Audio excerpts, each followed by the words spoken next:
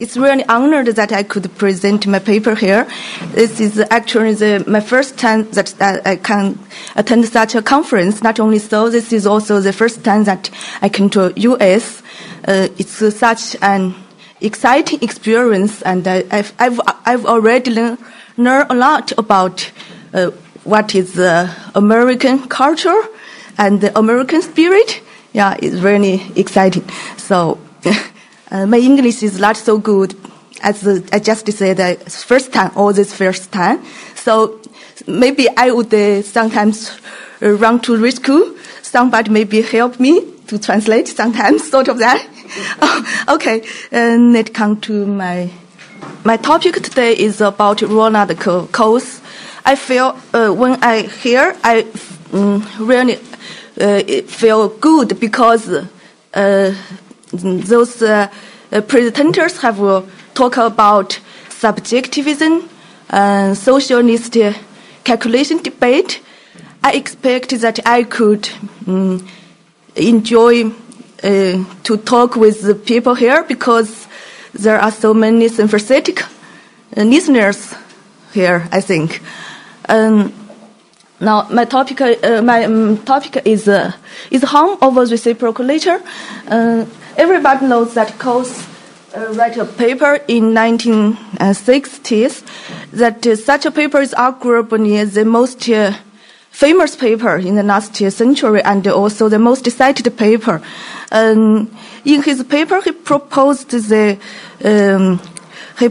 such statement that the problem who harms whom is of a reciprocal nature. And I think such a statement influenced many people, especially in the field of law and economics. And many people feel instinctively that the reciprocal, I call it reciprocal thesis, of course. Most people feel such a thesis is unacceptable. Maybe for some Austrians it is somehow feel instinctively immoral. I feel so. And as far as I know that some Austrian scholars have made a contribution on this in this respect. For example, Walter Block, Gary Loss has tried to reveal what's the absurdity behind the Coase reciprocal thesis since 1970s. But it seems that they feel their assertion, they argue against Coase such reciprocal thesis. They argue against it, but they feel their claim did not get enough attention. I wish I could push a little bit forward based on their work somehow. First, I'd like to talk about the essence of Coase such doing. I mean, Coase redefinition of the problem. The problem, conventionally, who harms whom is the problem about what I said, this causality responsibility problem. But by Coase redefinition of it, it becomes a problem of a typical new classical economics problem. I call it a resource allocation problem in new classical economics.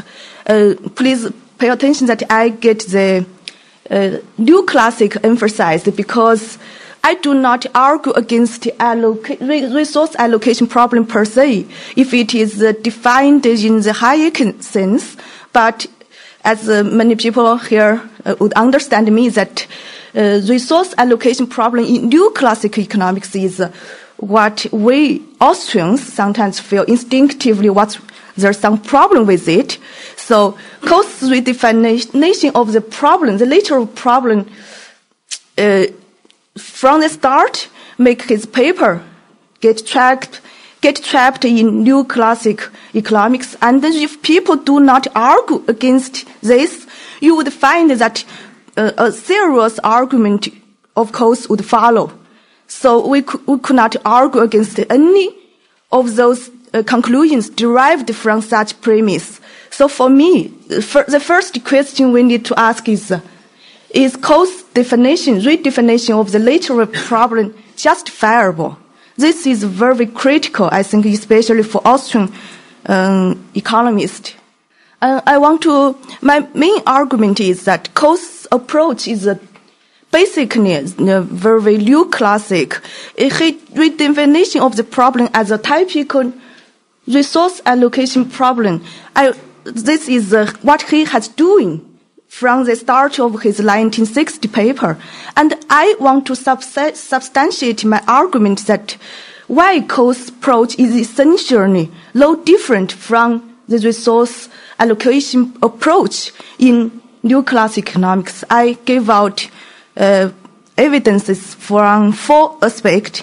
First, evidence. New Classical Economists treat different people's conflicting interests as that of one person. This is, for Austrian economists, to feel instinctively wrong. And, for example, Coase in his paper, he said that the nature of the choice is clear, meat or crops. And later he says that he make a comparison of different people's laws and games. This is very new classic, especially for those trained in college who have, for example, who have read the textbook, new classical textbook. In most new classical textbook, students are taught that this problem facing a society is that of choosing more butter or more bread. So if you make such a comparison, you feel really the same. This is what Coase said. Evidence 2. Saying the coordination problem arises out of different people's conflicting interests as about maximizing something. On this point, I think Buchanan has made outstanding contribution. He has emphasized again and again that the society is not about maximizing anything. But Coase, this is my quotation directly from his what he has said. Coase explicitly defines the problem as that of maximization. Of course, his definition make many people feel like very scientific. Evidence 3, and this evidence from this aspect, I think many people haven't noticed. I feel it's curious. I cannot understand why. Coase talk about the problem in reference to a crucial word. What I mean, these are quotations from Coase. It's all absurd, I think it's nonsense. All this is nonsense, but people accepted it. For example, he told that there would be low crop damage without crops. Then he told low smoke nuisance without fires. Again, he said that if there is low doctor's work, then there would low confectioner's harm. So all this nonsense, but people let it go for so many years. I feel it's very unacceptable. And Coase also said that both parties cause damage.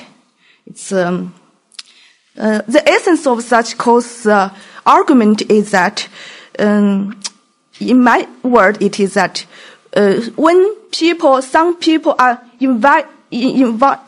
involuntarily involved in a relationship with other, he is the victim. But in Coase's words, he would say, "Why are you there? If you were not in the vicinity of my activity, there would be no such harm." He is simply blaming the fact that we are not living in a crucial world. And this is not the fault of anybody, but both parties.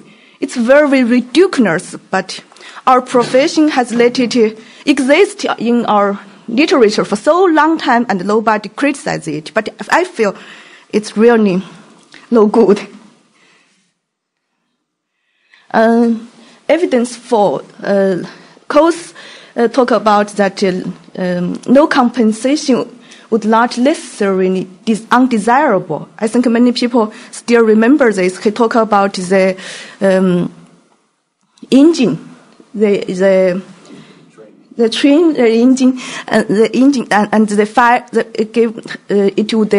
There is a fire, and his argument against the Pigou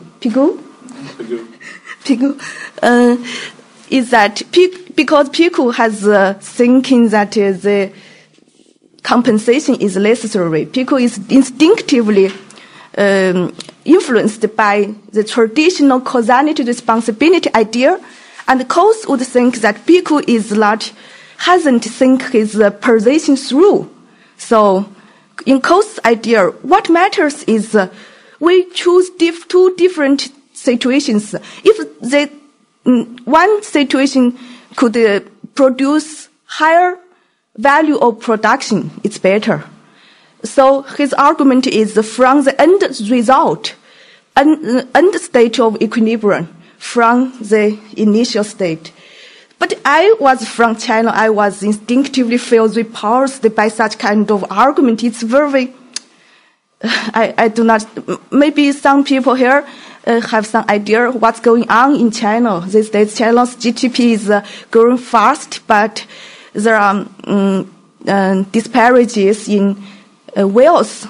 How does that happen? Because our government sometimes would say, you should sacrifice your interest because if you do so, we could get bigger pie. So we feel it's nonsense, but but in Coase's paper, it is argued exactly along such line, and I think no serious economist has ever pointed out this. I feel it's curious. Okay.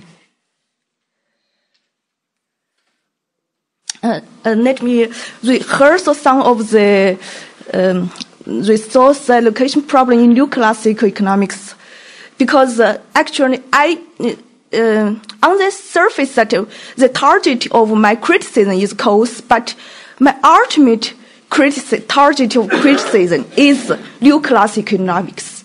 I think Coase is simply applying the approach in new classical economics. So I've got to speak a few words about the resource allocation problem in new classical economics.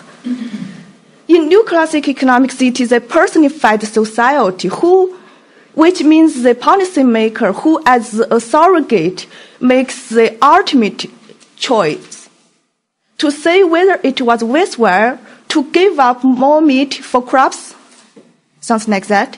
I emphasized the word ultimate choice is why I do so. It is because many people do not feel there is any wrong with the resource allocation approach in new classical economics, because because in new classical economics people will feel it is referred to decentralized economy. In general equilibrium theory, it is explicitly said that it is about decentralized economy. But in the end, because new classical economists unconsciously endorse the idea that we could lower the end equilibrium state, then it is ultimately the person who lowers the end state of equilibrium who to decide that free exchange between people is allowed or not. So this is the reason why I emphasize ultimate choice. Especially in terms of Coase, many people are misled into thinking that Coase is free marketeer.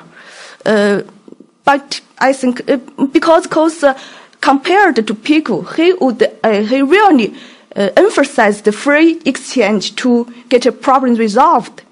But just like his new classical predecessor, Coase also feel it is another person who has the last say about if such voluntary exchange between person can lead to efficiency or not. So it's I think it's subtle. There is some subtlety with such argument. So this is the reason why I will emphasize it is not a personified society who makes the ultimate choice. The economic problem of a society in the hierarchy sense, also coordinating among different purposed persons, is understood as about rational calculation from the perspective of some given subject. All these are equivalent. In course, it is a rational subject who is to decide for the society. Just 3 minutes, okay. And then another point is that the outcome, the reason the title of my paper is so long is I emphasize the outcome-centered. Because in course and as in many new classic economists, they would think that the equilibrium outcome is loan ex ante. So people would, according to such loan to decide how to allocate the initial assignment of property right. So the essence of the resource allocation problem in new classic economics is that reducing the coordination problem arising in the context of different purposed people to crucial rational calculation problem. So this is why I always appreciate people here talk about socialist calculation debate. I think that course should also learn from all this. But also, I mean that if we do not say through what is course advocating, this is our problem. Okay, maybe I just stop here. I have another longer version. If some people feel not convinced by my argument, maybe we could talk later, because I also argued somehow sympathetically in the coast side. So I just, okay.